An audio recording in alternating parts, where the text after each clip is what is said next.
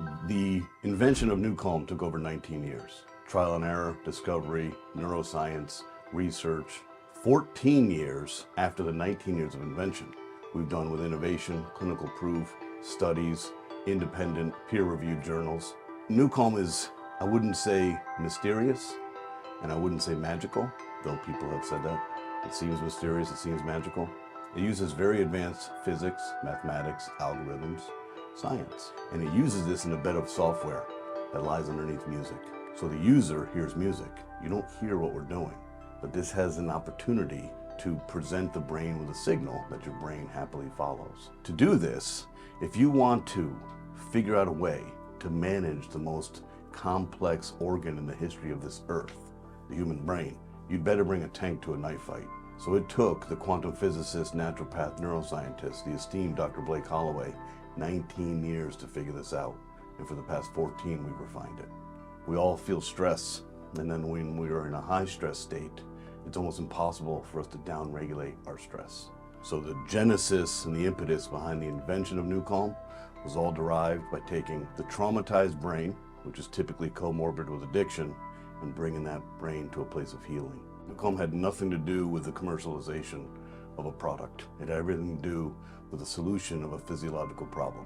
So if you think about humans and how we live and how we operate, over the course of time and history, we've never really been able to downregulate and upregulate our brainwave. We have always relied on external stimulation. If we want to increase our brainwave function, we drink caffeine, espresso, Red Bull, 5-hour energy. If we want to decrease our brainwave function, we drink alcohol, sedative. If we don't want to feel depressed, we take an antidepressant. If we don't want to feel anxious, we take an anti-anxiety. If we have sleep issues, we take a sleeping pill. Since the dawn of humankind, we have relied on external stimulation to upregulate and downregulate our brainwave. New Calm is the answer to literally choosing, using a mobile app and a headphone, how do I want to feel right now? And how do I want to do this without any drug side effect or negative consequence? Neuroacoustic software was derived by our company. We created that whole terminology. We did it because when you're pioneering something so profound, there is no point of reference. That's one of the challenges of being a pioneer. So neuroacoustic software describes the complexity of what we do because we're not using a singular channel.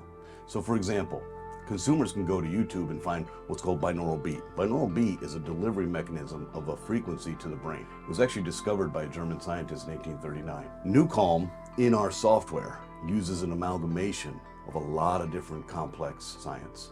We use what's called a pitch and frequency mathematical matrix. We have isochronic waveform, we have binaural signal processing, and we have a nonlinear oscillating algorithm. What does all this mean? It means that the brain has a tremendous ability to find patterns, and then once it finds a pattern, find shortcuts.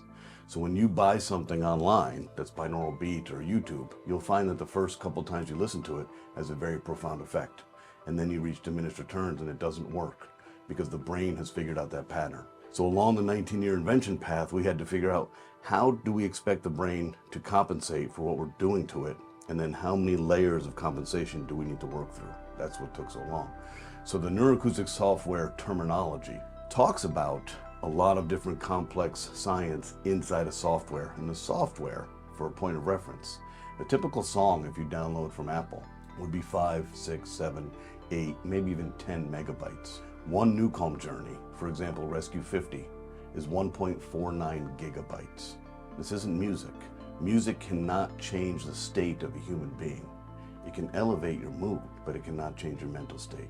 So if you're in a state of high panic or worry or confused or insecure, isolated, whatever it is, and you're oscillating at a fast frequency, listening to music cannot take you to a relaxed state. That's a physiological impossibility. This isn't about the music. The music is a distraction and an ability for you to enjoy the experience. We are presenting your brain with signals in a safe and efficacious manner and using music as a carrier.